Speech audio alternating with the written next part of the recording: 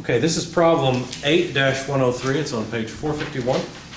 I'll read it. Steam exiting the turbine of a steam power plant at 35 degrees Celsius is to be condensed in a large condenser by cooling water flowing through copper pipes. Gives a thermal conductivity K of the copper.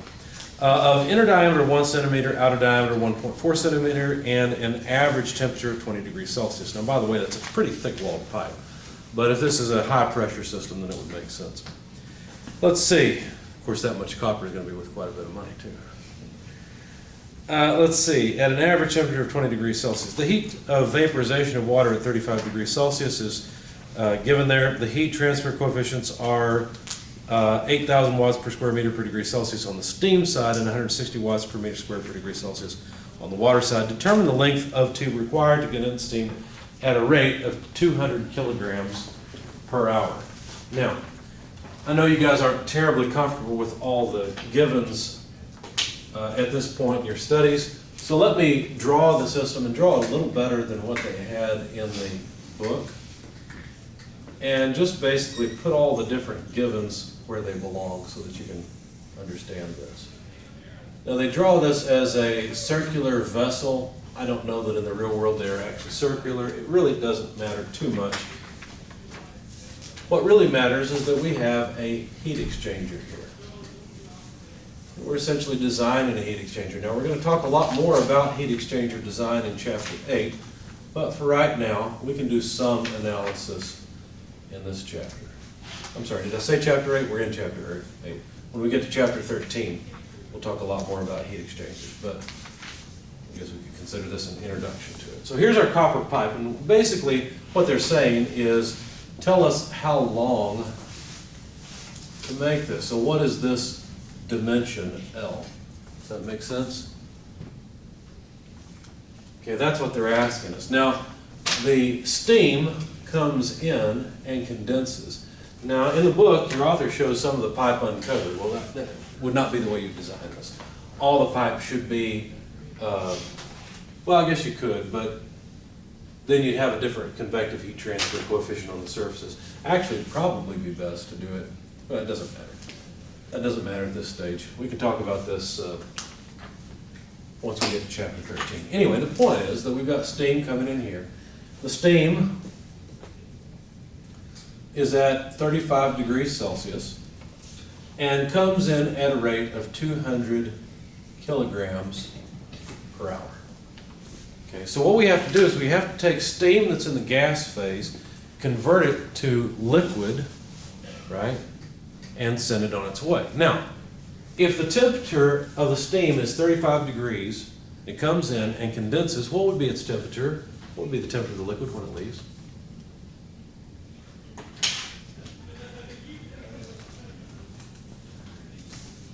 Assume the pressure here is the same as the pressure here. 35 degrees, right? Because the only thing you've got in this is steam, or is one chemical species, it's water. It's at 35 degrees coming in the gas phase. So it has, all it does is it undergoes a latent change, right? It changes phase. And so that would constrain it, once you run in a steady state, that would constrain it so that the temperature of the liquid would be the same as the temperature of the steam itself. Now, they told us that the average temperature of the cooling water, so let me draw some cooling water coming into this thing. Now, really, the cooling water, since it's flowing through the system, its temperature is going to go up. But they've just told us that the average temperature is 20 degrees Celsius as it goes from inlet to outlet. So it's higher when, or it's lower when it comes in, higher when it goes out, but average is 20 degrees. Okay, now some detailed information about the copper itself.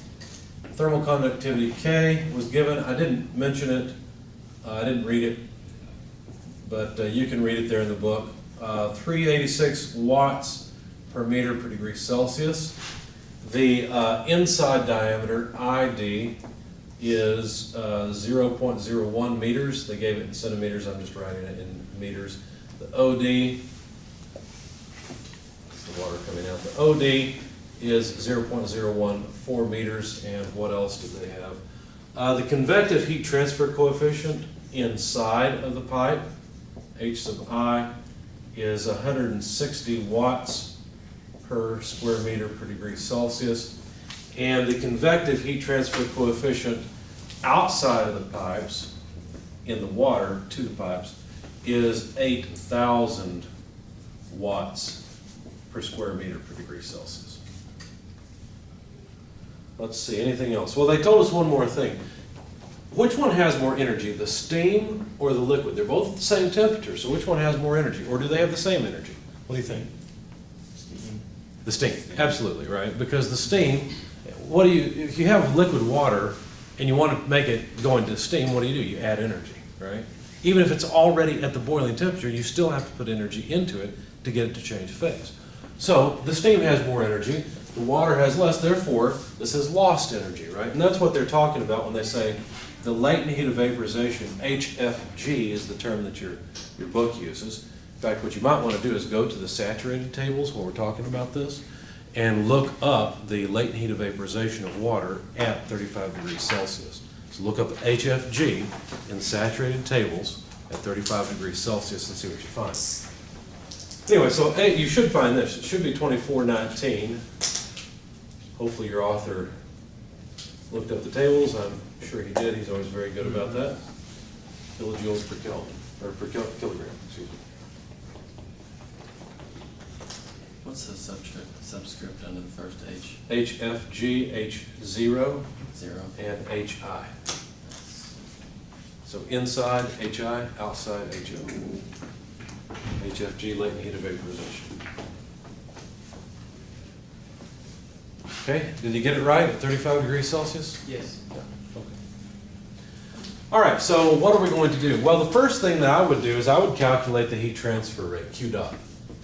Because if you think about it, you could do that, right? You know how much mass is coming through. You know how much energy each unit of mass loses. That's right here. Right? Each kilogram loses over 2,400 kilojoules. So you should be able to calculate the rate of heat transfer from the water into, well, from the steam into the cooling water.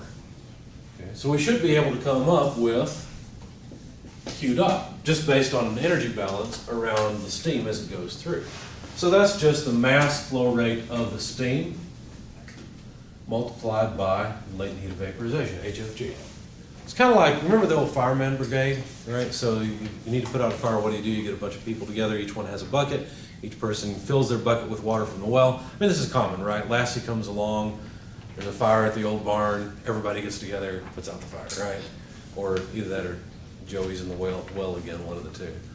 Anyway, this is like a bucket brigade. Basically, if you know how much each bucket holds and you know the rate at which those buckets are coming to the fire, then you can say the flow rate of water onto the fire. You can calculate it. You just multiply the two together. So how do we come up with a mass flow rate of the steam? Well, it's given. It's 200 kilograms per hour. By the way, if you multiply this, it's easier to work in seconds. 1 hour per 3,600 seconds, hours. You'll find that the mass flow rate, I did that here somewhere, is about 134.39 kilograms per second. It's just more convenient to work with that. So if you plug it in, 134.39 kilograms per second times 2419 kilojoules for every kilogram, well then you'll get kilojoules per second. That's just the heat flow rate. What's that calculation? It doesn't look right. Did I do something wrong? 200 divided by 3,600. You're right, I messed up. This is the number that goes in down here. So somebody plug this in your calculator, please. 200 over 3,600 is how much? 0.05555. Okay. Thanks. I was copying down the wrong section. You're right, that wouldn't be correct. So if we plug that in here, now we should get the 134 that I wrote down in the wrong place. Okay. Now a kilojoule per second, what is that really? Power. It's Power, it's kilowatts. In fact, it's kilowatts, because a joule per second is a watt, so it's kilowatts. Okay, so there's the heat flow rate.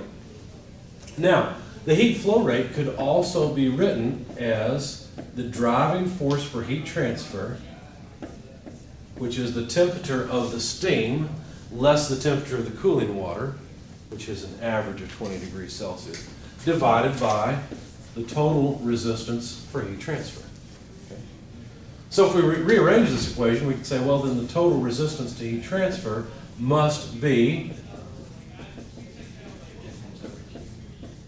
that. All right. In fact, if you plug in the numbers, I'm running out of time in the class, so I'm going to just give you some of the results. The numbers are 0.1116 degrees Celsius seconds per joules, or degrees Celsius per watt.